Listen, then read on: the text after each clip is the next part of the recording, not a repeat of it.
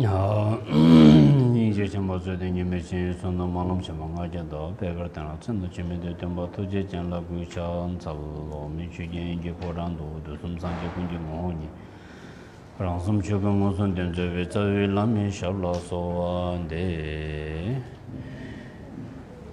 संपूर्ण श्रद्धाय धर्म गुरुजन साथै श्रद्धालु भक्तजन विभिन्न ठाउँबाट सामाजिक सञ्जाल मार्फतबाट यो प्रत्यक्ष प्रसारण हेरिरहनु हुने सम्पूर्ण दर्शक श्रोताहरू आज श्रावण 12 गते सोमबारको दिन यस बौद्ध आर्कुङ सदन गुम्बाको आयोजनामा यो वज्र गुरु जप पूजा आजदेखि प्रारम्भ भएको छ। यो वज्र गुरु जप पूजा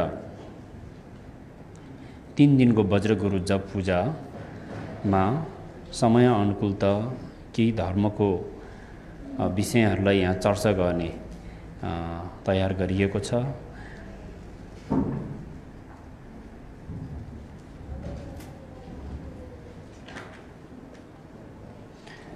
र विशेष गरी आज हिमाली क्षेत्रमा प्रचलित बौद्ध धर्म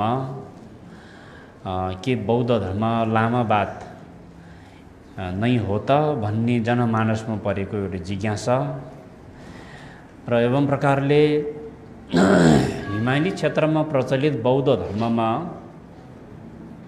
विभिन्न प्रकारको विधिहरू पद्धतिहरू छन्। ती विधि पद्धतिहरू सबै भोट क्षेत्रमा बसोबास गर्ने टिबेटन संस्कार नै हो त भन्ने यो जनमानसमा परेको यो विविध प्रकारको भ्रम बुझाइको विषयमा म केही कुराहरू यहाँ चाहिँ स्पष्टीकरण गर्न दिन गइरहेको छु र यसैसँग जोडेर यस पूजाको विषय र वज्र गुरु जप साधनाको पुण्य लाभको विषयलाई जोडेर म आजको विषयवस्तु यहाँहरू समक्ष प्रस्तुत गर्न गइरहेको छु। र यो विषयवस्तुलाई यहाँ प्रस्तुत गर्नको लागि सर्वप्रथम त बिना प्रमाण कुनै पनि कुरा बोल्नु हुँदैन। सार्वजनिक रूपमा बोल्ने कुनै पनि विषयलाई बिना आधार बिना प्रमाणको साथमा बोल्यो भने त्यो चाहिँ के हुन्छ भने त्यो चाहिँ राम्रो हुँदैन।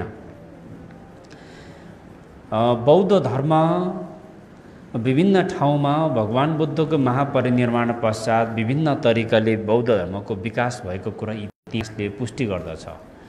भगवान बुद्ध भन्नाले शाक्यमुनि बुद्धलाई बुझ्नुपर्ने हुन्छ। बुद्ध धर्मको इतिहास र बुद्ध धर्मको बारेमा बुझ्ने हो भने हामी अधिकांश जनमानसमा विशेष गरी यो हिमाली क्षेत्रमा बसोबास गर्ने केही जनजातिहरूभित्र परेको एउटा भ्रम के छ भने बुद्ध धर्म चाहिँ अहिले लगभग 2600 वर्ष मात्रै हुँदैछ भन्ने छ।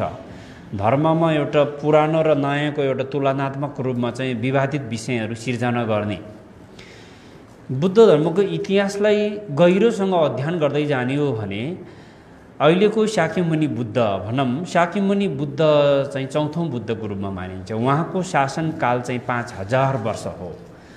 शाक्यमुनि गौतम बुद्ध भन्दा अघिल्लो बुद्धहरूको शासन र अघिल्लो बुद्धहरूले देशना गरेको विधि उपदेशहरू दर्शनहरूलाई नियालेर हेर्ने हो भने उत्तिकै गहिरो गम्भीर विषयहरू छ। क्रकुचन्द बुद्ध, कनक मुनि बुद्ध, कश्यप बुद्ध, 3 जना बुद्धहरू बुद्ध शाक्यमुनि भन्दा पनि अघिल्लो बुद्धहरू हुन्।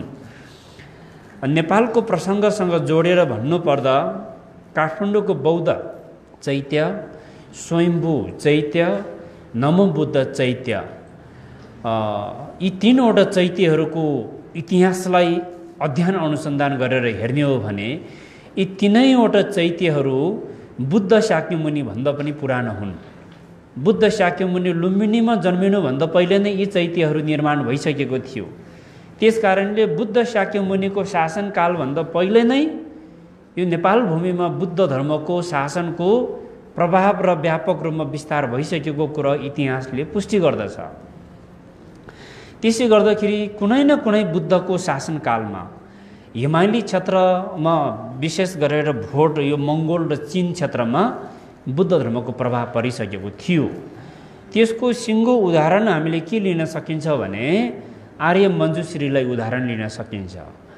आर्य मञ्जुश्रीलाई अष्टबोधिसत्व मध्ये एउटा बोधिसत्वको रूपमा आर्य मञ्जुश्रीलाई लिन्छ भने आर्य मञ्जुश्री अहिले शाक्यमुनि बुद्धको पालामा मात्र नभइकन हिजो क्रकुचन्द बुद्ध, कनक मुनि बुद्ध, कश्यप बुद्धको समयबाट नै आर्य मञ्जुश्रीको वर्णन गरेको पाइन्छ।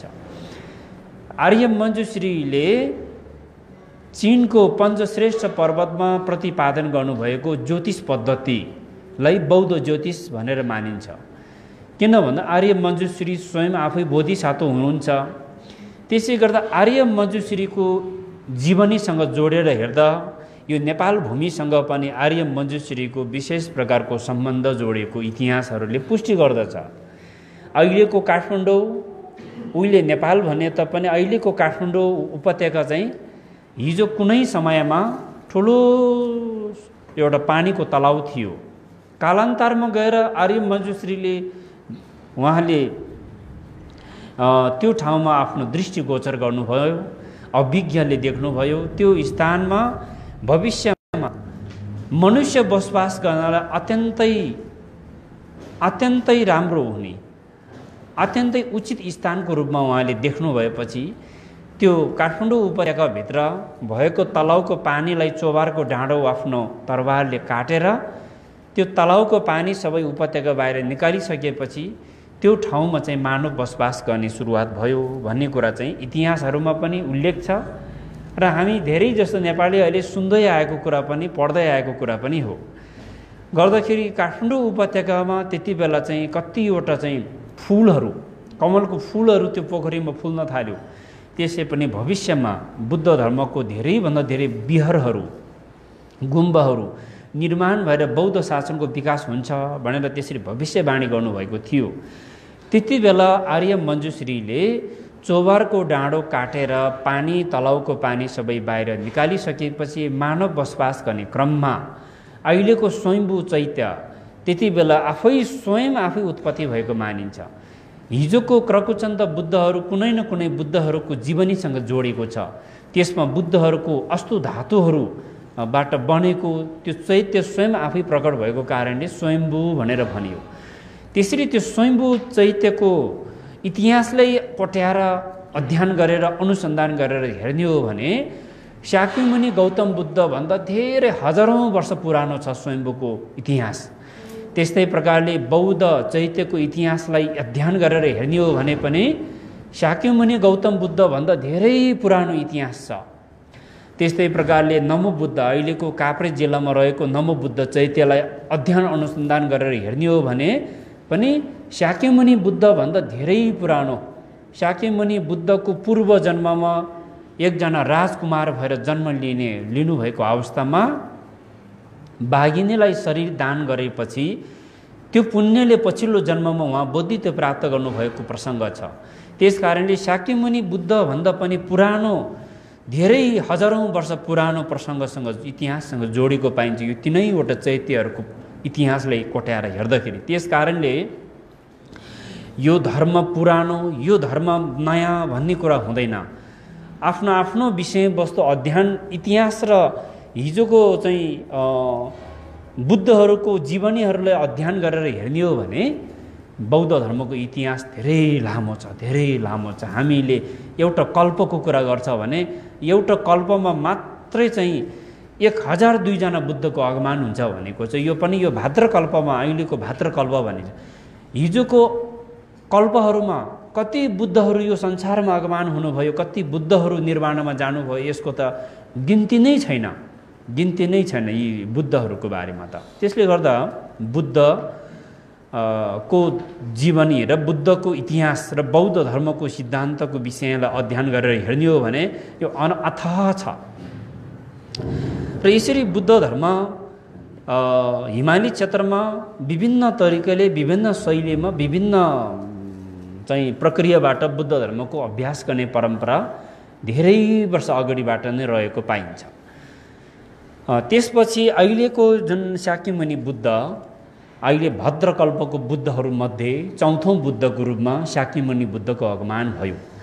र बुद्ध संसारमा आगमन हुने बेलामा पहिलो पूर्व बुद्धहरूको भविष्यवाणीको आधारमा बुद्धहरू यो संसारमा अगमन हुने गर्दछ। र पहिलो कुरो बुद्ध भनेको कुरा हामी सबै सर्वसाधारणले बुझ्नुपर्ने कुरा। जनमानसमा यस्तो प्रकारको बुझाइ पनि छ कि बुद्ध भनेको जातसँग तुलना गर्ने, थर गोत्रसँग तुलना गर्ने, बुद्ध हाम्रो जातको होइन, हाम्रो वंशको होइन, हाम्रो कुलको होइन, यो प्रकारको बुझाइ जनमानसमा रहेको हुँदा यो बुझाइ बुद्धसँग तुलना गर्ने यो खालको चाहिँ विचार चाहिँ बुद्धको सिद्धान्त र बुद्ध भन्ने जुन विषयसँग जोडेर तुलना गर्ने विषय होइन। र धर्म कुनै पनि पहिचान, जात र संस्कार, रीतिरिवाज भन्दा फरक विषय हो।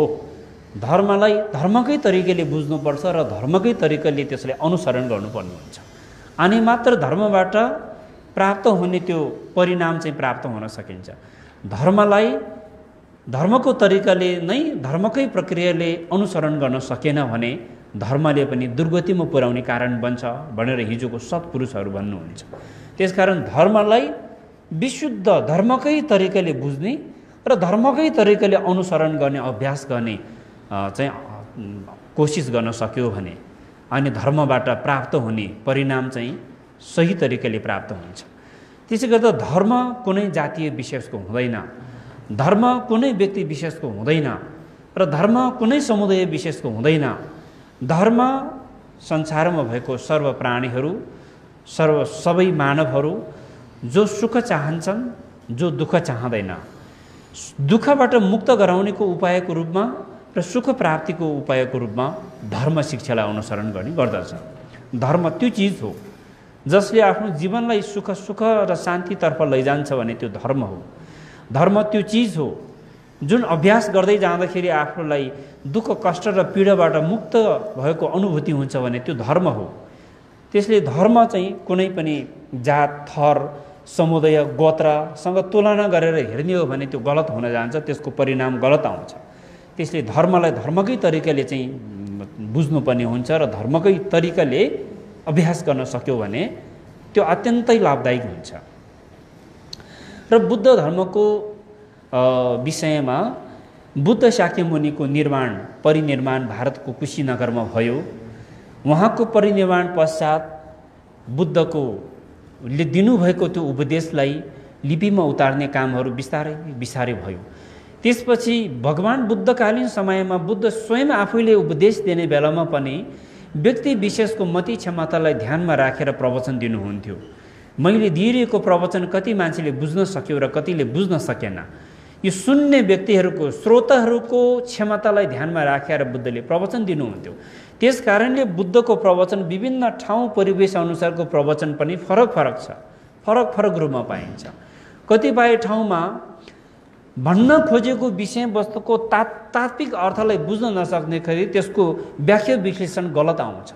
माता पिताको सम्मान गर्नुपर्छ, आदर गर्नुपर्छ भने प्रवचन बुद्धले पटक पटक दिनुभएको छ भने कुनै एउटा प्रवचनको श्लोकमा फेरि माता पितासँग नजिक हुनु हुँदैन र माता पितालाई त्याग्नुपर्छ, माता पितालाई हत्या गर्नुपर्छ, माता पिताबाट अलग हुन सक्यो मात्रै निर्वाण प्राप्त हुन्छ भन्ने प्रवचन छ। फेरि त्यो प्रवचनले कुन अर्थमा भन्नुभयो, कुन परिस्थितिमा, कुन परिवेशमा भन्नुभयो, त्यो प्रवचनको तात्विक अर्थ के हो, त्यसलाई स्पष्ट रूपमा बुझाउन सकेन भने फेरि जनमानसमा त्यसको गलत अर्थ लाग्छ। फेरि त्यसरी गलत ढङ्गले बुझ्दाखेरि त्यसले विभिन्न प्रकारको आरोप प्रत्यारोपहरू पनि सिर्जना हुन्छ। त्यस कारणले गर्दा त्यसै हामी सामान्य व्यक्तिहरू, हामी पृथक जनहरूको मति क्षमताभन्दा माथिल्लो तहको मति क्षमता भनेको के हो? जब प्रज्ञाको बोध हुन्छ, जब सत्यको पहिचान हुन्छ, जब आफूले चाहिँ धर्म अभ्यास गर्दै गर्दै गर्दै जाँदा प्रज्ञा बोध हुँदै जान्छ अनि सत्य र यथार्थको अनुभूति र पहिचान हुँदै हुँदै जान्छ, त्यति बेला चाहिँ वास्तविक अर्थ थाहा पाउनेको दिन आउँछ। अहिले हामी पृथक जनहरूले श्रद्धा विश्वासको आधार बलियो बनाएर हामीले धर्म साधना, विशेषतः बुद्धले दिनुभएको 60 पारमिताको जुन विधिलाई अभ्यास गर्दै जाने अनि हामीमा प्रज्ञाको विकास हुँदै जान्छ अनि सत्यलाई पहिचान गर्ने क्षमताको विकास हुँदै जान्छ। त्यसले गर्दाखेरि बुद्ध गर्ने शैली संस्कारमा अलिअलि फरक हुन गयो। त्यसमा मति क्षमता अनुसार चाहिँ कसैले एउटै विषयलाई गम्भीर रूपमा बुझ्न सक्यो, त्यसलाई शून्यता दर्शनसँग जोडेर व्याख्या गर्यो र त्यसरी नै अभ्यास गर्ने संस्कारको परम्पराको विकास भयो भने बुद्धले दिनुभएको शील समाधि प्रज्ञामध्ये शीलको शिक्षालाई चाहिँ विशेष रूपमा चाहिँ प्राथमिकता दिएर त्यसलाई अध्ययन अनुसन्धान गरेर शीलको शिक्षा नियम उपनियमहरूलाई विशेष प्राथमिकताको साथमा चाहिँ अभ्यास गर्ने एउटा परम्पराको विकास भयो। फेरि त्यसैले विभिन्न बुद्धले दिनुभएको शिक्षा पद्धतिहरूलाई आफ्नो मति क्षमता अनुसार आफ्नो बुझाइ र त्यसलाई अभ्यास गर्ने पद्धति परम्पराको रूपमा विकास भएको कारणले गर्दाखेरि भगवान बुद्ध परिनिर्वाण पश्चात थेरवाद बौद्ध धर्म परम्परा, महायानी बौद्ध परम्परा र वज्रयानी बौद्ध परम्पराको विकास भयो।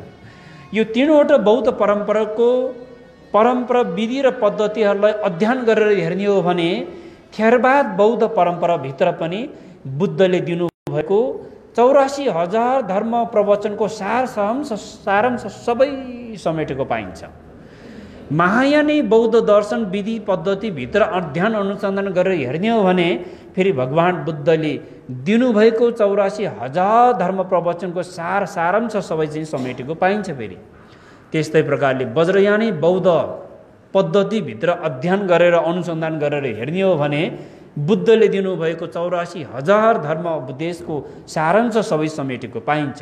त्यसले गर्दाखेरि थेरवाद बौद्ध धर्म परम्परा, महायानी बौद्ध धर्म परम्परा र वज्रयानी यो तीनैवटा बौद्ध परम्पराहरूभित्र बुद्धको वचनहरू र बुद्धको अभ्यासहरू कुनैमा पनि अपुरो छैन। सबैमा बुद्ध प्राप्त गर्न सक्ने, निर्वाण प्राप्त गर्न सक्ने मार्ग विधि पद्धति परिपूर्ण रहेको कुरा चाहिँ हामीले बुझ्नुपर्छ। हामीमा अध्ययनको कमी, हामीमा अनुसन्धानको कमी र हामीमा अनुभवको कमी हुँदाखेरि यो तीनवटा बौद्ध परम्पराहरूलाई चाहिँ बिल्कुलै फरक दृष्टिकोणले हेर्ने र बुद्धको खास बुद्धले दिनुभएको उपदेश अनुकूलता चाहिँ कुन परम्परा छ भनेर त्यसरी चाहिँ मूल्याङ्कन गरेर हेर्ने, त्यसरी तुलना गरेर हेर्ने, यसरी तुलना गरेर हेर्ने हो भने यहाँनिर चाहिँ गलत परिणाम आउँछ। त्यसै गरी तीनैवटा परम्परा जो छ त्यो चाहिँ तीनैवटा बौद्ध धर्म परम्पराको विकास भएको छ। यो आफ्नो आफ्नो मति क्षमता अनुसार आफ्नो अभ्यास गर्ने परम्परा र पद्धति अनुसार मात्र यो फरक हुन गएको हो। तीनैवटा परम्परामा बुद्धको दर्शनलाई अध्ययन गरेर हेर्ने हो भने एउटा शब्द, एउटा विधि, एउटा कुनै पनि दर्शन कि बुद्धले यो ठाउँमा दिनुभएको प्रवचन चाहिँ वज्रयानी बौद्ध धर्मभित्र पाइँदैन भन्ने जस्तो भगवान बुद्धले यो विषयमा दिनुभएको उपदेश चाहिँ महायानी बौद्ध दर्शनभित्र पाइँदैन, त्यो चाहिँ कहीँ पनि छैन। त्यो सबै बौद्ध परम्पराभित्र बुद्धले दिनुभएको उपदेशहरू, भगवान बुद्धले पहिलो पटक ऋषि पतन जङ्गलमा 4 आर्य सत्यको प्रवचन दिनुभएपछि त्यसपछि अन्तमा कुशीनगरमा 80 वर्षको उमेरमा दिनुभएको प्रवचनसम्मको सम्पूर्ण प्रवचनहरूको चाहिँ उपदेशहरू चाहिँ थेरवाद बौद्ध पद्धतिमा पनि परिपूर्ण छ, महायानी बौद्ध परम्परामा पनि त्यो परिपूर्ण छ, वज्रयानी बौद्ध पद्धतिमा पनि त्यो परिपूर्ण छ। यसरी हामीले बुझ्नुपर्ने हुन्छ। त्यसपछि भगवान बुद्धको महापरिनिर्वाण भइसकेपछि फेरि यसरी विकास भयो परम्पराहरू, त्यसलाई लिपिमा उतार्ने काम गरियो। बुद्धको वचनहरूलाई ती नालन्दा बौद्ध विश्वविद्यालयहरू स्थापना भयो। त्यसमा व्यापक रूपमा बुद्ध शिक्षा अध्ययन अनुसन्धान गर्ने केन्द्रको रूपमा विकास भयो। विश्वको विभिन्न ठाउँबाट नालन्दामा पढ्न आउने, बुद्ध शिक्षा अध्ययन गर्न आउनेहरूको एउटा चाहिँ लहर चल्यो। त्यति बेला बुद्ध दर्शन र बुद्ध शिक्षाले सारा भारतवर्ष नै बुद्ध चाहिँ दर्शनमय बनाएको थियो। सारा चाहिँ बौद्ध दर्शनको अध्ययन गर्ने चाहिँ भारतवर्ष मात्र नभइकन अहिलेको अफगानिस्तान, पाकिस्तान, चीनदेखि लिएर मङ्गोलदेखि लिएर ती विभिन्न ठाउँबाट नालन्दामा बुद्ध दर्शन शिक्षा अध्ययन गर्न आउनेहरूको लहरको नै चलेको अवस्था थियो। त्यसरी बुद्ध धर्मले एक समयमा यति व्यापकता पायो, यति व्यापक बुद्ध धर्म दर्शन फैलिँदै गयो। त्यसपछि यी बुद्ध धर्म दर्शन चाहिँ हिमाली क्षेत्रमा फैलियो र त्यसरी विभिन्न ठाउँमा विकास हुँदाखेरि त्यो जुन ठाउँमा बुद्ध धर्म दर्शन शिक्षाको विकास भयो त्यो ठाउँको रहन सहन, त्यो ठाउँको वातावरण, त्यो ठाउँको रीतिथितिहरूको थोरै थोरै प्रभाव पर्नु स्वाभाविक विषय हो।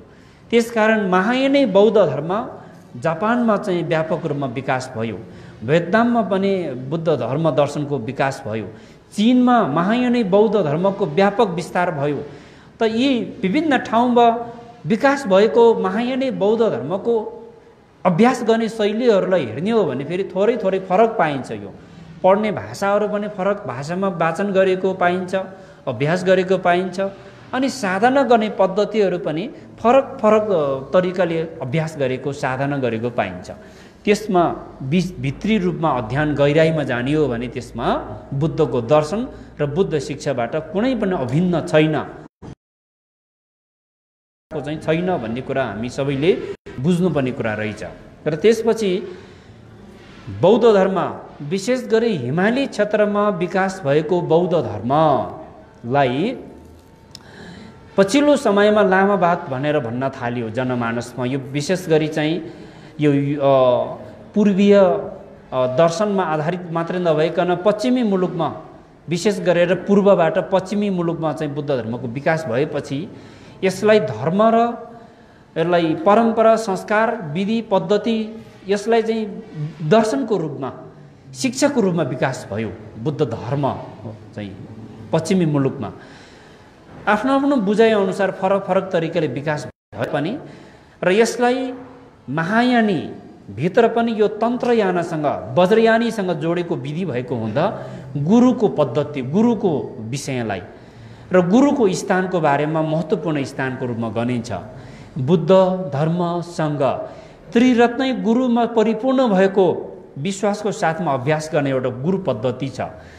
यो कुराहरूको विकास हुँदै जान जनमानसमा के भयो भने यो लामा परम्परा, लामा नै सबैभन्दा ठुलो मानिने, बुद्ध धर्मसँग भन्दा लामा नै ठुलो मानिने कारणले यो लामावाद भन्ने त्यस्तो प्रकारको चाहिँ भनाइहरू जनमानसमा परेको देखिन्छ।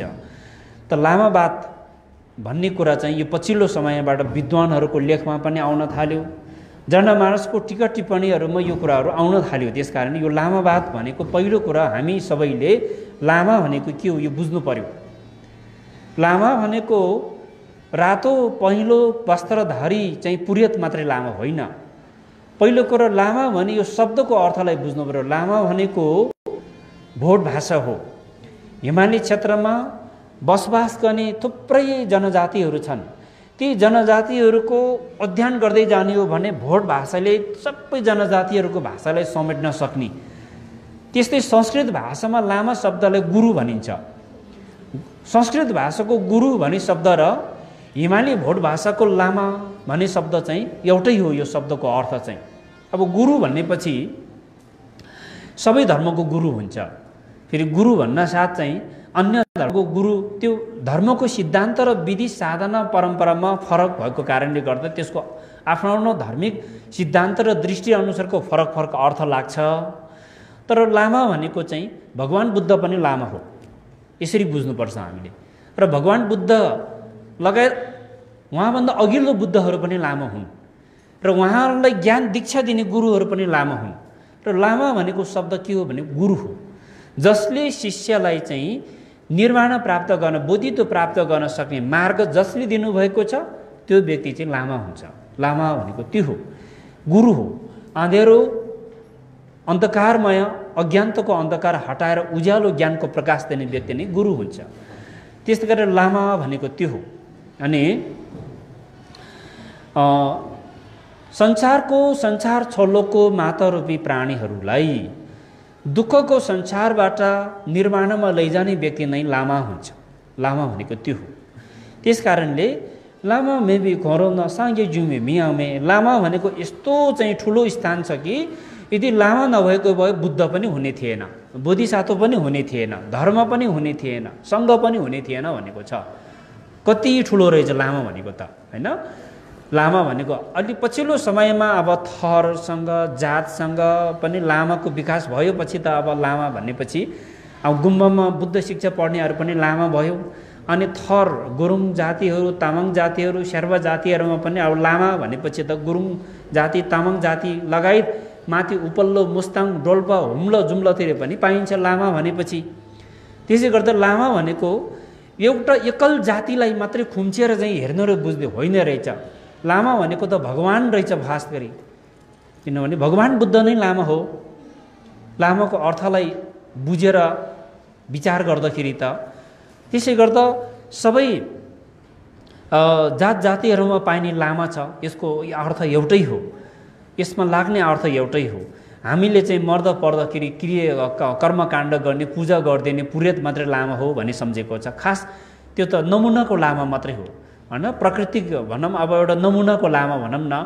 वास्तविक लामा भनेको त के हो भने पूर्ण रूपमा चाहिँ बुद्धले दिनुभएको शील समाधि प्रज्ञको शिक्षालाई ग्रहण गरेर अभ्यास गर्न सकिने, अकुशल पाप कर्महरूलाई त्याग गर्न सक्ने र सामान्य पृथकजनहरूलाई दीक्षा दिएर निर्वाण प्राप्तिको मार्ग डोहोऱ्याउन सक्ने व्यक्ति चाहिँ लामा हो।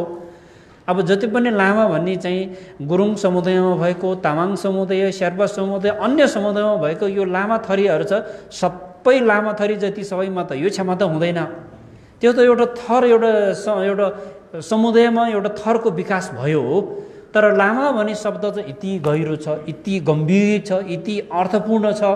त्यसै गर्दाखेरि लामावाद भन्ने नै, त्यसै गरेर लामावाद भनेको बुद्धवाद हो भनेर बुझ्ने। हामी सम्पूर्ण जति पनि हिमाली क्षेत्रमा चाहिँ लामावाद चलेको, बौद्ध धर्म चाहिँ लामावाद भन्ने चाहिँ लेखहरूमा पनि आउने, भनाइहरूमा पनि विभिन्न व्यक्तिहरूको भनाइहरूबाट पनि यो कुरा आउने गरेको हुँदाखेरि लामावाद भनेको बुद्धवाद भन्नेको अर्थ बुझ्नु पर्यो हामीले। अब लामा कुनै व्यक्ति विशेषले, कुनै एकजना दुईजना व्यक्तिहरूले बुद्धको शिक्षालाई आफ्नो तरिकाले, आफ्नै छुट्टै तरिकाले संस्कार बनाएर परिचालन गर्दाखेरि त्यहाँनिर विकृति हुन्छ, त्यहाँनिर समस्याहरू सिर्जना हुने त्यो धेरै ठाउँमा भइरहेको छ। हामीले त्यसलाई चाहिँ मध्यनजरमा राख्नु हुँदैन। मध्यनजरमा राख्ने भनेको के हो? बुद्धको दर्शन र शिक्षा कुन पद्धतिबाट अटुट चाहिँ अविच्छिन्न गुरु धारा परम्परा अटुट रूपमा आएको छ त, यसको लिनेज चाहिँ कहाँबाट छ त भन्दाखेरि भगवान बुद्ध शाक्यमुनिदेखि लिएर अहिलेको मैले चाहिँ अभिषेक लिएको मेरो गुरुसम्म चाहिँ गुरुको त्यो धारा, अमृतको धारा टुटेको छैन बिचमा। त्यो अविच्छिन्न रूपमा गुरु धारा परम्परा हुँदै अहिलेसम्म हामीमा आइपुगेको हुँदाखेरि त्यो बिचमा गुरु बिना कुनै गुरुबाट अभिषेक आगम निर्देशन पनि प्राप्तै नभइकन र गुरुबाट अज्ञ अनुमति प्राप्तै नभइकन विभिन्न गाउँ, विभिन्न परिवेशमा छुट्टै तरिकाले चाहिँ विकास भयो। आफ्नै जातीय, आफ्नै स्थानीय संस्कारसँग ढालेर फरक प्रकारको संस्कारहरूको विकास भयो। त त्यसलाई लामावाद भनेर भन्न मिल्दैन। त्यो संस्कार हो, त्यो पहिचानको आधारमा, विभिन्न आफ्नो मौलिकताको आधारमा विकास भएको त्यो संस्कारहरू सबैलाई बुद्ध धर्म मान्न सकिँदैन। विभिन्न ठाउँमा विकास भएको संस्कार रीतिहरूलाई बुद्ध धर्म भनेर चाहिँ हामीले चाहिँ त्यो बुद्धको धर्म र दर्शन हो भनेर मान्यता दिन मिल्ने आधार हुँदैन। बुद्धको धर्म र दर्शन भनेको बुद्धले प्रतिपादन गर्नुभएको जुन शिक्षासँग सम्बन्ध छ, उपदेशसँग सम्बन्ध छ, सिद्धान्तसँग सम्बन्ध छ भने त्यो बुद्ध धर्म हुन जान्छ। बुद्ध अन्य धर्मावलम्बीहरूले गरेको जस्तै परोपकारी कामहरू हुन्छ नि, गरिबहरू, दिन दुखीहरूलाई सेवा गर्ने, बिमारीहरूको सेवा गर्ने, सत्कार गर्ने, त्यो प्रक्रिया के हो त? त्यो सेवा गर्ने, दान गर्ने प्रक्रिया चाहिँ चाहे त्यो अन्य कुनै धर्ममा आबद्ध भएको व्यक्तिले नै गरून्, तर त्यो बुद्ध शिक्षामा आधारित छ, बुद्धले दिनुभएको उपदेशमा आधारित छ। बुद्ध धर्मको अभ्यास हो त्यो वास्तवमा। त बुद्ध धर्मको अभ्यास भन्दैमा अन्य धर्ममा लागेको व्यक्तिले गरेको दान मात्रै चाहिँ बुद्ध धर्म चाहिँ दान हुने र बुद्ध धर्ममा नलागेको व्यक्तिले गरेको दान चाहिँ दान नहुने भन्ने होइन। त्यो दान हुन्छ। त्यो आफ्नो संस्कार र परम्परा अनुसार फरक फरक तरिकाले विकास भएको कारणले मात्रै हामीले चाहिँ त्यसलाई हेर्ने दृष्टिकोण र सोच्ने बुझाइ मात्रै फरक हो। वास्तवमा चाहिँ त्यो विधि पद्धतिलाई आफ्नो दर्शनसँग जोडेर हेर्दाखेरि यदि बुद्धको शिक्षा र दर्शनसँग मिल्दो छ भने त्यो चाहिँ हामीले बुद्ध धर्मको शिक्षा अनुकूलता भएको कारणले त्यसलाई मान्यता दिन मिल्ने आधार बन्छ। फेरि जुनै ठाउँमा बुद्ध धर्म शिक्षाको विकास भयो त्यो ठाउँको स्थानीय संस्कार, रीतिथिति, रहन सहनको प्रभाव पर्नु स्वाभाविक कुरा हो। त्यसरी बुद्ध धर्म पछिल्लो समयमा भनौँ विशेष गरी वज्रगुरु पद्मसम्भव ठुलो देन योगदान रहेको छ। वज्रगुरु पद्मसम्भव भनेको को हो त? हामी सर्वसाधारण व्यक्तिहरूको भनाइ बुझाइ फरक फरक छ। कुनै व्यक्तिहरूले वज्रगुरु पद्मसम्भवलाई हिन्दूको महागुरु भनेर पनि व्याख्या गर्नुभएको छ। हिन्दू धर्मको गुरु भनेर चाहिँ व्याख्या गर्न नमिल्ने होइन। उहाँले धेरै हिन्दू धर्मको गुरुहरूसँग पनि सङ्गत गर्नुभएको उहाँको जीवनीमा पाइन्छ। त कुनै व्यक्तिहरूले वज्रगुरु पद्मसम्भवलाई योगी महायोगीको रूपमा पनि व्याख्या गर्नुभएको छ, जोगीको रूपमा पनि व्याख्या गर्नुभएको छ, भगवान शिवजीको रूपमा पनि व्याख्या गरेको पाइन्छ। त्यसरी आफ्नो आफ्नो मति क्षमता अनुसार व्याख्या गर्ने गुरु पद्मसम्भवलाई बुझ्ने बुझाइमा फरक भए तापनि वास्तवमा वज्रगुरु पद्मसम्भव भनेको को हो त, उहाँ को हुन् भन्ने कुरा चाहिँ हामीले बुझ्न सकेन भने अलिअलि चाहिँ त्यो बुझ्ने बुझाइमा पनि अलिअलि फरक परिणाम आउने भएको हुँदा वज्रगुरु पद्मसम्भव भनेको तीन कालको बुद्धहरूको प्रतिनिधिको रूपमा उहाँलाई मानिन्छ। त्यो मान्नु त्यसै मात्रै अन्धभक्त भएर आँखा चिम्लेर मानेको होइन, त्यसको बलियो आधार छ। फेरि वज्रगुरु पद्मसम्भव उहाँ चाहिँ अहिले गुरु परम्परा हुँदै यो जुन तन्त्रयाना वज्रयानी गुरु परम्परा छ यो कहाँबाट कसरी विकास भयो भन्ने सन्दर्भमा भगवान बुद्धले विभिन्न ठाउँबाट दिनुभएको जुन उपदेशहरू छन्, यो मन्त्रयानहरू विशेष गरेर 84 सिद्ध पुरुषहरूबाट गोप्य रूपमा गुरु परम्परा हुँदै आइपुगेको। भारतवर्षको वज्रयानी महान गुरुहरू सराहपत, इन्द्रबोधी, विरूपाद जस्ता महासिद्ध पुरुषहरूले भारतवर्षमा यो वज्रयानीको व्यापक रूपमा प्रचार प्रसार गर्नुभएको थियो र यी सूत्र तथा तन्त्र उपदेशहरू वज्रगुरु पद्मसम्भवसम्म अटुटमा गुरु परम्परा हुँदै आइपुगेको विशुद्ध गुरु परम्परा हो यो वज्रयानी चाहिँ। र निङ्मा परम्परा भनेको हिमाली भोट क्षेत्रमा सबैभन्दा पहिलो विकास भएको बौद्ध परम्परालाई निङ्मा परम्परा भनेर भनिन्छ। प्राचीन निङ्मा परम्परामा पनि गुरुले शिष्यलाई दीक्षा दिने जुन दीक्षान्त प्रकरणहरू छ त्यो पद्धति 3 किसिमको हुन्छ भनेर भनेको छ। धर्मकाय तहबाट प्रदान गरिने जिनहरूको बोध प्रसारण भन्ने हुन्छ यो चाहिँ, यसलाई गेल्वा गोङ्ग्यु भन्छ लामाहरूको भाषामा। त्यसपछि सम्भोकाय अवस्थाबाट प्रदान गरिने विद्याधारहरूको साङ्केतिक प्रसारण भनी यो जिन्दाग्यु भनेर भनिन्छ। निर्वाणकाय तहबाट प्रदान गरिने श्रोताहरूको श्रवण परम्परा भनेर भनिन्छ। यो 3वटा बुद्धलाई वज्रयानी सिद्धान्त अनुसार 3वटा दृष्टिबाट बुद्धलाई बुझ्ने बुझाइ 3वटा दृष्टिकोणमा विभाजन छ। धर्मकायको रूपमा बुझ्ने दृष्टि, सम्भोकायको रूपमा बुझ्ने दृष्टि र निर्वाणकायको रूपमा बुझ्ने दृष्टि। अहिले जति पनि बुद्धलाई बुझ्ने र बुद्धको बारेमा चर्चा र परिचर्चा गरिरहेको छ निर्वाणकाय बुद्धको रूपमा मात्रै चर्चा परिचर्चा गरिरहेको छ। वास्तवमा धर्मकाय बुद्ध, सम्भोकाय बुद्धको रूपमा व्याख्या विश्लेषण गर्ने यो गम्भीर विषय पनि यो गुह्य तन्त्रसँग सम्बन्ध भएको हुँदा कतिपय उपदेशहरू, कतिपय ज्ञानको दीक्षाहरू औपचारिक रूपमा सार्वजनिक रूपमा प्रदान गर्ने र प्रचार गर्ने प्रसारण गर्ने अज्ञ अनुमति हुँदैन। गुरुले पनि योग्य शिष्यहरूलाई सीमित दीक्षा र दीक्षान्त प्रकरणबाट विकास हुँदै आएको गोप्य गुह्य तन्त्रको परम्पराहरू छ। यो कुराहरू बुझ्न नसक्दाखेरि यसको गलत व्याख्या गर्ने, यसको गलत टीका टिप्पणीहरू गर्ने यो चाहिँ भइरहेको हामीले पाइन्छौँ। त्यसै गर्दा यसको तात्विक अर्थ यही हो भनेर चाहिँ हामीले खुलेर यसको व्याख्या विश्लेषण गर्नको लागि गुरु शिष्य परम्परा, गुरु कल्याण मित्रको अज्ञ अनुमति चाहिन्छ। कुनै पनि गुरु कल्याण मित्रले अज्ञ अनुमति प्रदान नगरेको कुरालाई सार्वजनिक गर्नु हुँदैन। जस्तै हिन्दू धर्ममा पनि योग्य शिष्यलाई एउटा दक्ष गुरुले दिनुभएको उपदेश उसले गुरुको अज्ञ अनुमति अनुसार साधना गर्ने परम्परा छ। कतिपय यो गोप्य चाहिँ योग, ध्यान, तपस्या गर्ने यो विधिहरू छ। यो योग्य शिष्यहरूलाई सीमित दीक्षा दिने प्रकरणहरू छ। पछिल्लो समयमा यो विभिन्न चाहिँ ध्यान र यो योग र अभ्यास गर्ने, तपस्या गर्ने यो विधिहरू चाहिँ अलि सार्वजनिक गर्ने, जनमानसमा खुलिआम चाहिँ यसको प्रचार गरेको कारणले गर्दाखेरि पनि कतिपय कुराहरूमा राम्रै प्रगति पनि भएको छ, कति कुराहरूमा विकृति पनि सिर्जना भएको छ। त्यस्तै बौद्ध धर्म तन्त्र र वज्रयानी बौद्ध परम्परामा पनि विभिन्न प्रकारको टीका टिप्पणीहरू छ। यसको चाहिँ बहस गर्ने यो विषयमा चाहिँ यसको प्रतिक्रिया दिनको लागि पनि गुरु कल्याण मित्रको अज्ञ अनुमति बिना यो कुरालाई चाहिँ सहजै रूपमा चाहिँ खुलियाम यसलाई व्याख्या विश्लेषणमा लैजानु पनि मिल्दैन। र यसो भनिरहँदाखेरि यो कुरालाई यो गोप्य हो, यो एकदमै गम्भीर हो, यो एकदमै यो व्यापक हो, यो गहिरो गम्भीर विषय हो, यो गोप्य गुह्य तन्त्र हो भनेर लुकाएर राख्ने विषय मात्रै पनि होइन फेरि। किनभने जसले यसको साधना गर्छ, बुद्ध धर्मको अध्ययन गर्ने पाटो र अभ्यास गर्ने पाटो दुई प्रकारको पाटो हुन्छ। यसलाई बुझ्नु आवश्यक छ। हामी सम्पूर्ण चाहिँ बौद्ध धर्मावलम्बीहरू र बुद्ध शिक्षा प्रेमीहरूले बुद्ध धर्मको अभ्यासको पाटो, बुद्ध धर्म नमान्ने व्यक्तिले पनि, धर्म अभ्यास नगर्ने व्यक्तिले पनि बुद्धको बारेमा अध्ययन गर्न सकिन्छ। बुद्धले दिनुभएको उपदेशहरूको बारेमा अध्ययन गर्न सकिन्छ। बुद्धले दिनुभएको 84,000 धर्म उपदेशहरूको अध्ययन गर्न सकिन्छ। त्यो अध्ययनको एउटा पाटो।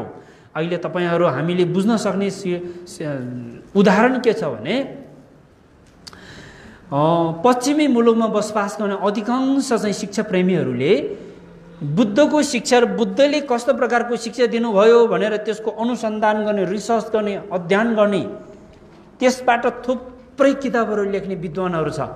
तर उनीहरूले एक दिन पनि घरमा लामा ल्याएर लगेर दोमाङ पढेको छैन, घरमा एउटा लुङ्दा पनि टाँसेको छैन, एउटा माला पनि जपेको छैन, घरमा एउटा बुद्धको फोटो टाँसेर नमस्ते पनि गर्दैन।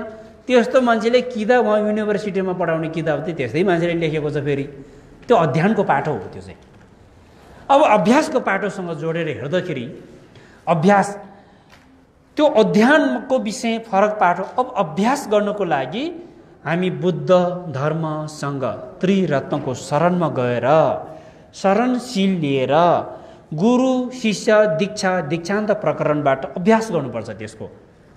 अनि मात्रै बल्ल चाहिँ त्यसबाट प्राप्त हुने परिणामहरू, त्यसबाट प्राप्त हुने लाभहरू हामीलाई पूर्ण रूपमा प्राप्त हुँदै जाने। त्यसको लागि अभ्यास चाहिन्छ। अध्ययनबाट प्राप्त भएको अनुभव र अभ्यासबाट प्राप्त भएको अनुभव फरक विषय हो, एकदम फरक विषय हो।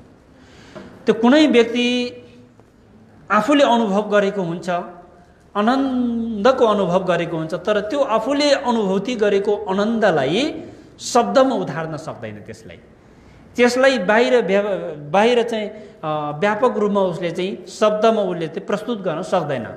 त्यो जस्तै मुख नबोल्ने लाटो मान्छेले गुलियो चाहिँ खुदो चाट्यो भने उसले खुदो गुलियो भएको अनुभूति गर्छ, तर उसले शब्दमा उतार्न जानेको हुँदैन। हो, अध्ययन नगर्ने अभ्यास गर्ने मान्छेलाई त्यस्तो प्रकारको अनुभूति हुन्छ। हाम्रो कयौँ चाहिँ हिमाली क्षेत्रमा स्कुल भनेको मुखै नदेखेको भक्तहरू हुनुहुन्छ। कहिले पनि स्कुलमा गएर पठन पाठन भनेको कुराको चाहिँ सँग सम्बन्धै नभएको व्यक्तिहरू, तर धर्मको अभ्यासमा धेरै उचाइमा पुगेको, धेरै गहिराइमा पुगेको त्यस्तो व्यक्तिहरू हुनुहुन्छ। किनभने उसको अनुभव छ, उसले अभ्यास गरेर प्राप्त भएको जुन अनुभूति छ, त्यो अनुभूतिलाई यदि शब्द शैली र कविता रचना गर्ने व्यक्तिले कवितामा शब्द शैलीमा उतार्ने हो भने, त्यस्तो स्कुल नपढ्ने व्यक्तिले धर्म अभ्यास गरेर प्राप्त भएको त्यो अनुभूति त्यसरी शब्द शैलीमा उतार्ने हो भने त्यो युनिभर्सिटीमा पढाउने मान्छेले लेखेको भन्दा पनि कयौँ गुणा धेरै किताबहरू निस्किन्थ्यो होला सायद। तर त्यो शब्द शैलीमा उतारेर प्रकाशनमा ल्याएर चाहिँ प्रचारबाजी गर्ने कुरा नभइकन आफ्नो जीवन सार्थक बनाउने, जीवनलाई जीवनमय बनाउने, जीवन अर्थपूर्ण बनाउने साधना र विधि पद्धतिमा आधारित भएको हुनाले यसलाई हामीले चाहिँ साधनाको अभ्यास गर्ने पाटोको रूपमा हेरेको छ। हामीले आज यो पूजा गरिरहेको छ, यो पूजाबाट केही कुराहरू बुझ्ने, देखेर सिक्ने, सुनेर सिक्ने, अध्ययनको विषय पनि केही हुन्छ भने विशेष यो चाहिँ अभ्यासको पाटोबाट हामीले चाहिँ यो पूजाको चाहिँ आयोजना गरिएको छ। यो पूजा चाहिँ अध्ययन भन्दा पनि अभ्यासलाई प्राथमिकता दिएर आयोजना गरेको पूजा हो। त्यसरी गुरु परम्परा अनुसार र आफ्नो दृष्टि मति क्षमता अनुसार बुद्धले शिक्षा दिने पद्धति र बुद्धलाई बुझ्ने विधिहरू पनि फरक फरक रहेको छ। अब यो तन्त्रयान भनौँ, अहिले यो वज्रयानको विकास कसरी भयो भन्ने सन्दर्भमा बुद्ध शाक्य मुनि स्वयं निर्माणकाय रूप धारणा गरेर मलय पर्वतमा उहाँले देशना गर्नुभएको तन्त्र उपदेशहरू, त्यस्तै प्रकारले बुद्ध शाक्यमुनि स्वयंले अमरावतीमा दिनुभएको कालचक्र तन्त्रहरू जस्तो चक्र सम्भारको तन्त्रहरू बुद्ध शाक्यमुनि स्वयंले प्रतिपादन गर्नुभएको तन्त्रको उपदेशहरू छ। त्यस्तै विभिन्न ठाउँबाट विभिन्न ठाउँहरूमा योग्य शिष्यहरूलाई सीमित दिनुभएको गुह्य तन्त्रको उपदेशहरू व्यापक रूपमा बुद्धले दिनुभयो। त्यसरी गुरु परम्परा हुँदै बुद्धको विभिन्न रूपहरू छ। बुद्धको सम्बोकायको रूप धारण गरेको बुद्ध वज्र सातो दोर्जे सेम्पा। बुद्ध वज्र सातोले भारतवर्षको बौद्ध गुरु गरब दोर्जे प्रिय वज्रलाई महाशान्ति तन्त्रहरूको अभिषेक दिनुभयो। त्यसपछि आगम र निर्देशनहरू प्रदान गर्नुभएको थियो। बुद्ध स्वयंले निर्वाणकायको रूप धारण गरेर कसलाई उपदेश दिनुभयो भन्दाखेरि प्रिय वज्र गरब दोर्जेलाई उपदेश दिनुभयो, अभिषेक दिनुभयो, आगम दिनुभएको, निर्देशन दिनुभयो।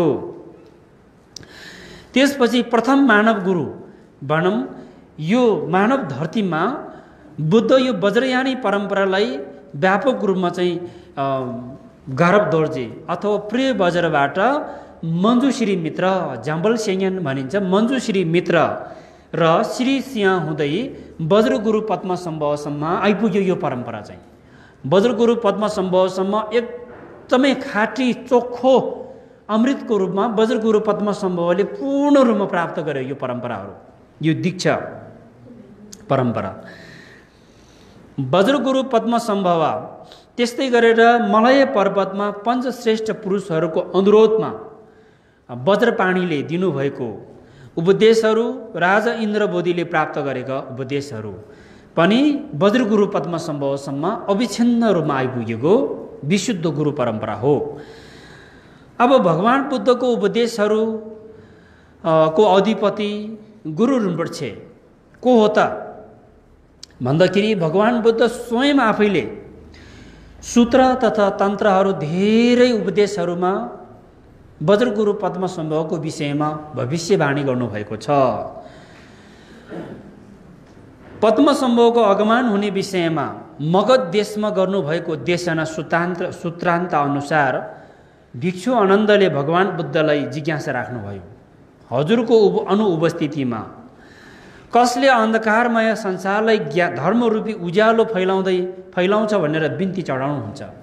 हो त्यति बेला भगवान बुद्ध भन्नुहुन्छ, म यहाँबाट अलग भए तापनि उडियानको उत्तर पश्चिम दिशामा धानकोशको सागर द्वीपमा कमल केसरबाट एक सर्वोत्तम पुरुष उत्पन्न हुनेछ भनेर भगवान बुद्धले मगध देशमा दिनुभएको उपदेशमा दिनुभयो भविष्यवाणीको रूपमा। त्यस्तै मञ्जुश्री मायाजाल तन्त्रहरू जस्तो ग्रन्थहरूमा पनि थुप्रै भविष्यवाणीहरू पाइन्छ। उडियान दानकोशको तलाउमा उत्पन्न हुनु कमलको फुलमा उत्पन्न हुनुभएको वज्रगुरु पद्मसम्भवले तान्त्रिक उपदेशहरूको अभ्यासबाट अनगिन्ती आश्चर्यजनक सिद्धिहरूद्वारा लोकको हित र कल्याण गर्नुभएको थियो। त उहाँको प्रमुख सिद्धिहरू प्रदर्शनका बेलाका फरक फरक नामहरू छन्, जसलाई गुरु छङ्गे भनेर गुरु रिम्पोछेको फरक फरक नाम र फरक फरक रूपहरू धारणा गर्नुभएको पाइन्छ। त उडियानको राजगद्दीमा आरोहणमा देखिएको उहाँको लीलाहरूको आधारमा वज्रगुरु पद्मसम्भवलाई चाहिँ पद्मराज गुरु पेमा ग्याल्बो भनेर पनि सम्बोधन गरिन्छ। त्यस्तै गरेर गुरु पेमा जुग्ने, गुरु पेमा थेटोङचल, गुरु सङ्गे ढाडोक भने जस्तो, अनि गुरु लोदेन छोक्से भने जस्तो, गुरु दोर्जे टोले भने जस्तो, गुरु हिमा वेसर, यसरी गुरुको फरक फरक नामहरू फरक फरक लीला प्रदर्शन गर्नुभएको अनुसारको फरक फरक नामबाट गुरुलाई सम्बोधन गरिन्छ। वज्रगुरु पद्मसम्भवले उडियान, पञ्चाली, चितवन, भेदमसान, गृतकुट पर्वत, मगध, सरुवा र नेपालको हरिसी लगायतको स्थानहरूमा ध्यान गर्नुभएर तपस्या गर्नुभएर हृदय शक्तिहरू अलौकिक शक्तिहरू उहाँले प्राप्त गर्नुभएको थियो। वज्रगुरु पद्मसम्भव र उहाँको गुरुहरू को हुनुहुन्थ्यो त भन्दाखेरि भिक्षु आनन्द, गोमादेवी, गुह्य ज्ञान डागिनी अनि प्रभाहस्ती, दान संस्कृत, रोम्बु गुह्य, श्री सिंह जस्ता अष्ट विद्याधरहरू उहाँको मूल गुरुहरू। त्यस्तै गरी आर्य नागार्जुन पनि वज्रगुरु पद्मसम्भवको गुरु हुनुहुन्छ। वज्रगुरु पद्मसम्भवले काठमाडौँ नेपालको फर्पिङमा असुर गुफामा पनि महामुद्राको विद्याधार प्राप्त गर्नुभएको थियो। उहाँले साधना गरिरहनु भएको अवस्थामा काठमाडौँ उपत्यकामा स्थानीय देवी देवताहरूले चाहिँ विघ्न बाधा पुर्याउने अवस्था देख्नुभयो। असिना झार्ने, पानी पर्ने, पहिरो जाने, बाढी आउने त्यस्तो खालको सङ्केतहरू देख्न थालिसकेपछि उहाँले चाहिँ इष्टदेव वज्रकिलयको साधना विधिबाट ती सबै स्थानीय देवी देवताहरूलाई नियन्त्रणमा ल्याउनु भयो। सबैलाई उहाँले नियन्त्रणमा ल्याउनु भएर उहाँले चाहिँ महामुद्राको विद्याधार प्राप्त गर्नुभयो।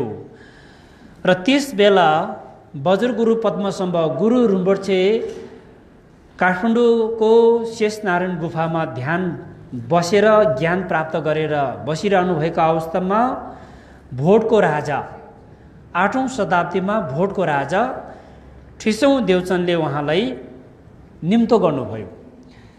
भोटको राजा ठिसौँ देवचन्दको निम्तोमा गुरु रुम्बुडछे भोटमा आगमन हुने वचन दिनुभयो। त्यसपछि हिमाली क्षेत्रमा वज्रगुरु पद्मसम्भवको आगमनको सुरु हुन्छ अनि भोटमा वज्रगुरु पद्मसम्भवको आगमनले बुद्ध धर्म र दर्शनले छुट्टै प्रकारको रूप धारणा गर्छ। स्थानीय संस्कार, स्थानीय रहनसहन, रीतिथितिहरूको प्रभावले पनि बुद्ध धर्म र शिक्षाले फरक रूप धारणा गर्नु स्वाभाविक कुरा हो। त्यसकारणले जापानमा विकास भएको बुद्ध धर्म संस्कार शैली, कोरियामा विकास भएको बुद्ध धर्म संस्कार, चीनमा विकास भयो, विभिन्न देशमा बुद्धको धर्म शिक्षा विकास भयो, फरक फरक शैलीमा विकास भयो। त्यो त्यहाँको स्थानीय संस्कार र स्थानीय रहनसहन रीतिथितिहरूको प्रभाव परेको देखिन्छ। त्यसले मैले अघि भने जस्तै जुन संस्कार मानव कल्याणमा आधारित छ र जुन धर्म, जुन संस्कार, जुन रीतिथिति अहिंसा परम धर्मको सिद्धान्तमा अनुकूल त छ भने त्यस्तो संस्कार, त्यस्तो रीतिथिति, त्यस्तो प्रकारको रहनसहनलाई बुद्धको धर्म दर्शनसँग जोडेर विकास भएको हो। त्यस कारणले गर्दाखेरि त्यो बुद्ध धर्मको दर्शन र शिक्षा ठाउँ अनुसार फरक फरक शैली र फरक फरक तरिकाले विकास भएको कारण पनि यही हो।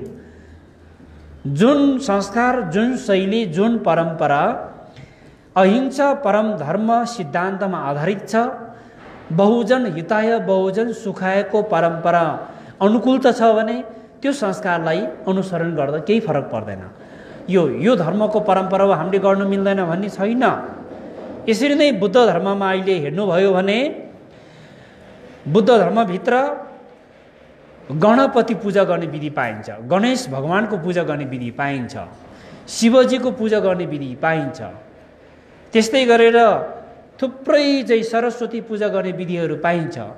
यो के हो चाहिँ जो चाहिँ अहिंसा परम धर्म सिद्धान्त अनुकूल छ, जो चाहिँ बहुजन हिताय बहुजन सुखाय सिद्धान्त अनुकूल त छ भने त्यो कुनै पनि परम्परा, कुनै पनि धर्म, कुनै पनि संस्कार अनुकूल त गए तापनि त्यसलाई बुद्ध धर्म अनुसार त्यसलाई बुद्ध धर्मको परम्परामा समावेश गरेर अभ्यास गर्दाखेरि त्यसरी केही पनि हानि नोक्सानी गर्दैन।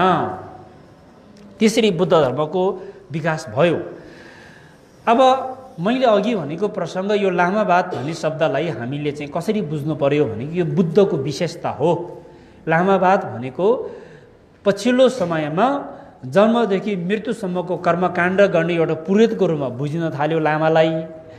अनि त्यो लामा चाहिँ घरमा बोलाएर पढाउनेहरूलाई लामा मान्नेहरू भनेर चाहिँ छुट्याउन थाल्यो। छुट्याउन भन्दा पनि मान्नेको चाहिँ एउटा मनस्थिति, त्यस्तो प्रकारको एउटा मनोविज्ञानको विकास भयो। लामावादी, लामा मान्ने र लामा नमान्ने भन्ने जस्तो त्यो वाद भन्ने शब्द के हो भने अब एउटा यो समूहको विकास भयो नि त्यहाँ त चाहिँ यो बात त्यो बात भन्ने बात भनेको के हो त्यहाँ त अलिकति फरक फरक तरिकाले छुट्याउने विभेद गर्ने कुरा आयो त्यहाँ त।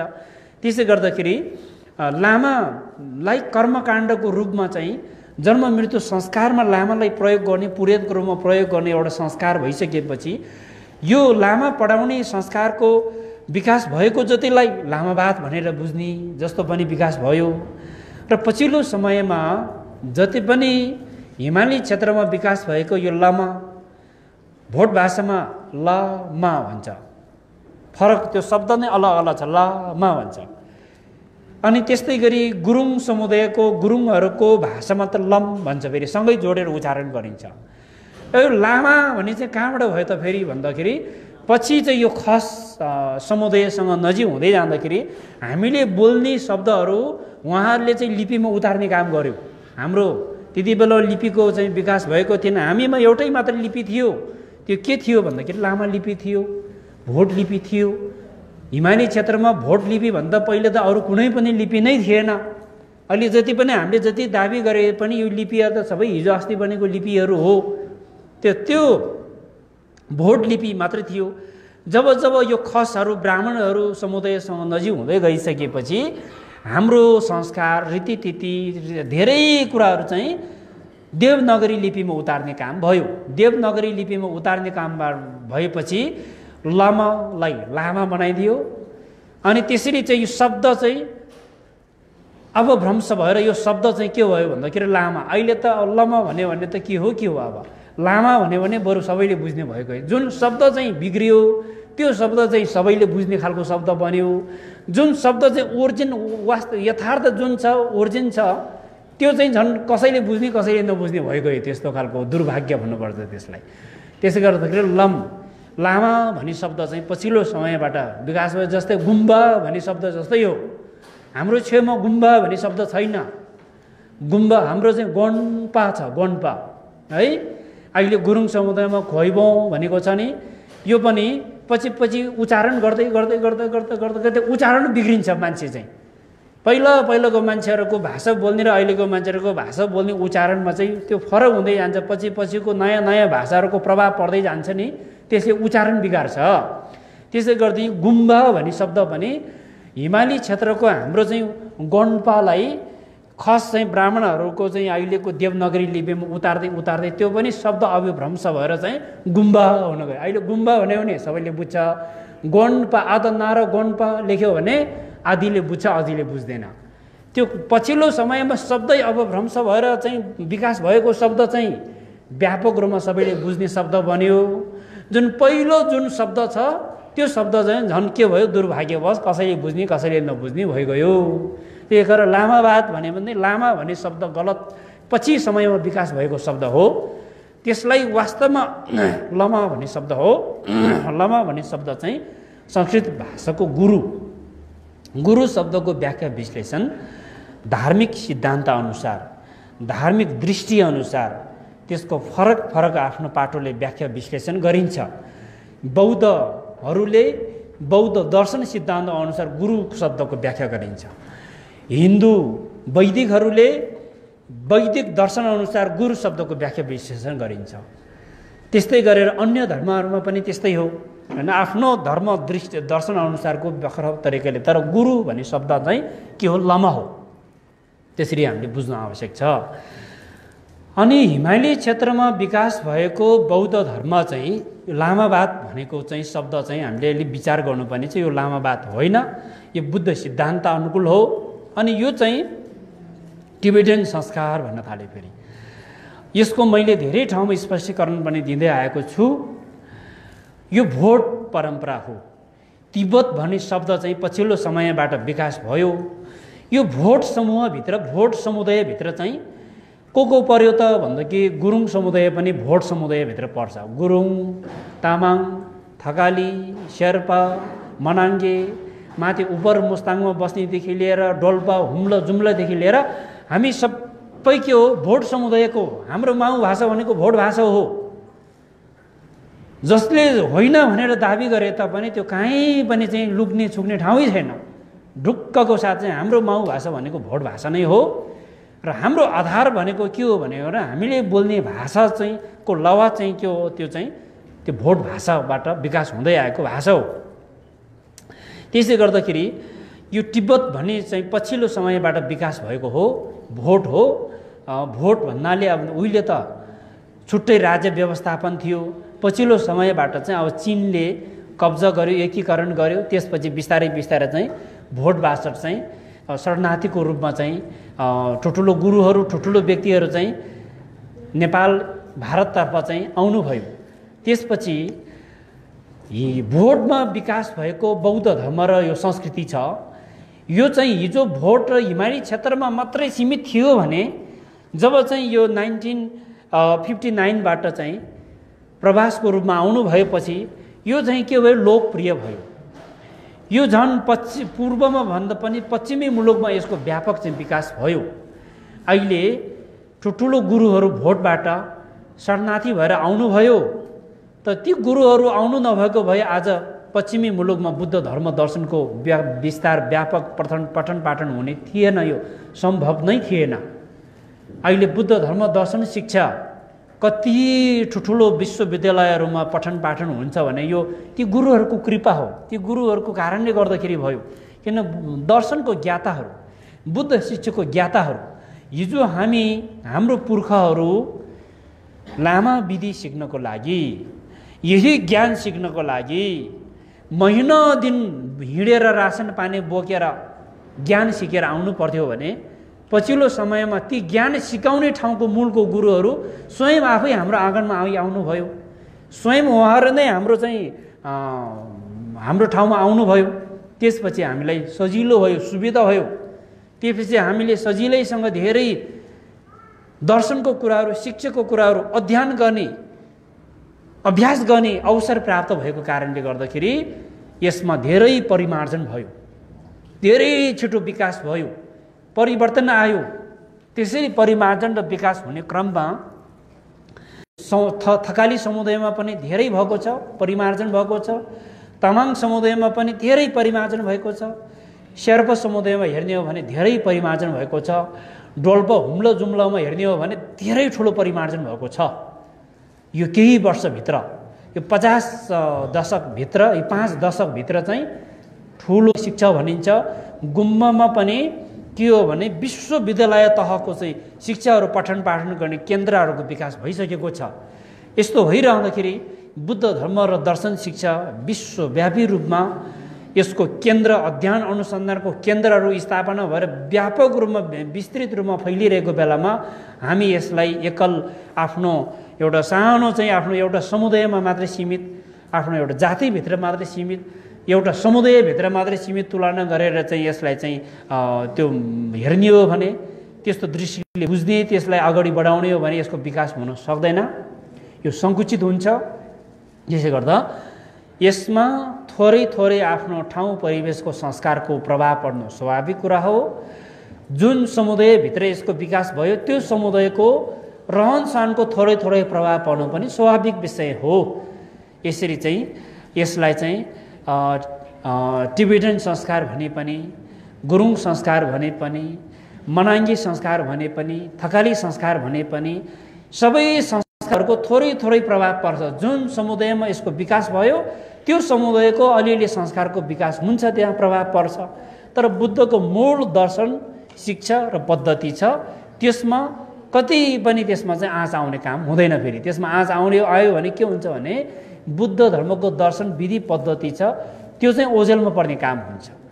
त्यो चाहिँ विश्वव्यापी रूपमा अगाडि बढिरहेको बुद्ध यो चाहिँ यसलाई दर्शनको रूपमा, जीवन पद्धतिको रूपमा बुझ्ने, अभ्यास गर्ने जुन प्रणालीको विकास भएको छ, यो मानव समाजमा नितान्त आवश्यक छ।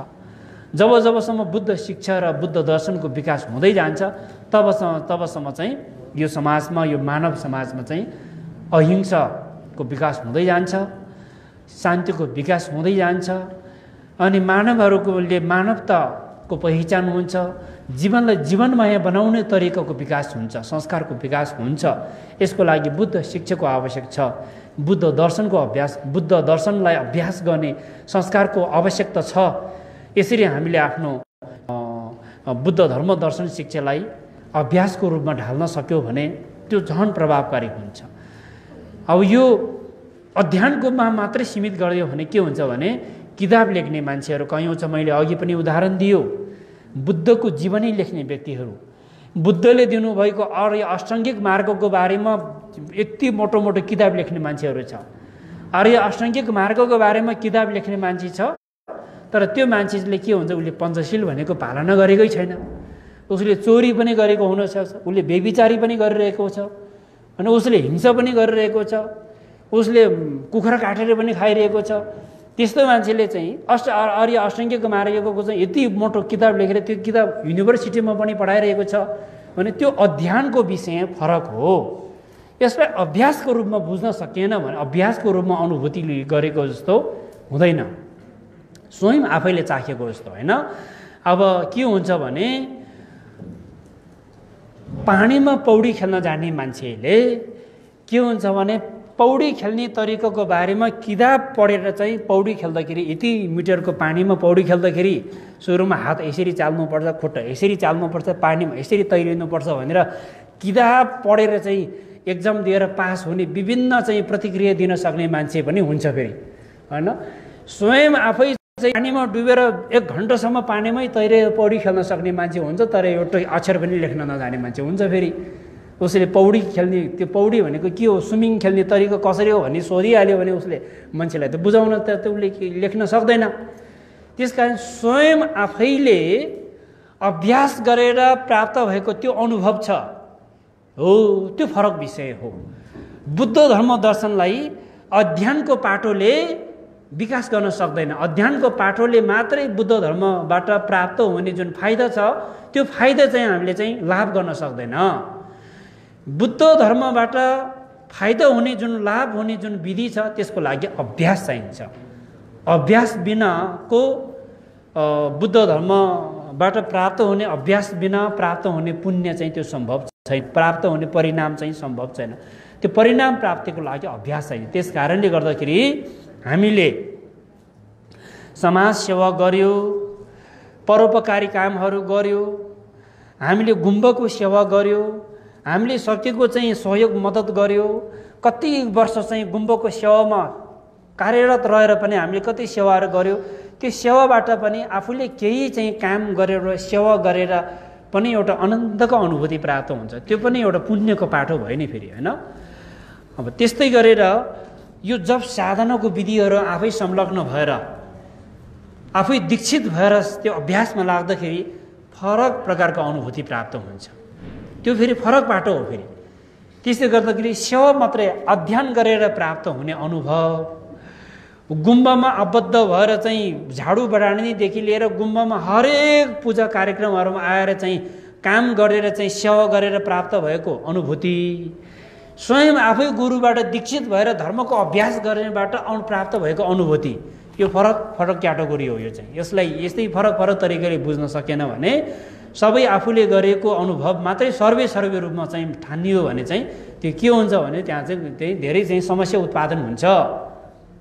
बुद्ध धर्म दर्शन आज हामीले अभ्यासको पद्धतिलाई प्राथमिकतामा राखेर 3 दिनको वज्रगुरु जप साधना पूजा अनौपचारिक रूपमा जो जति भक्तजनहरू यहाँ प्रत्यक्ष उपस्थित हुनुभएको छ, हामीले कसैलाई पनि निमन्त्रण गरेका छैनौँ।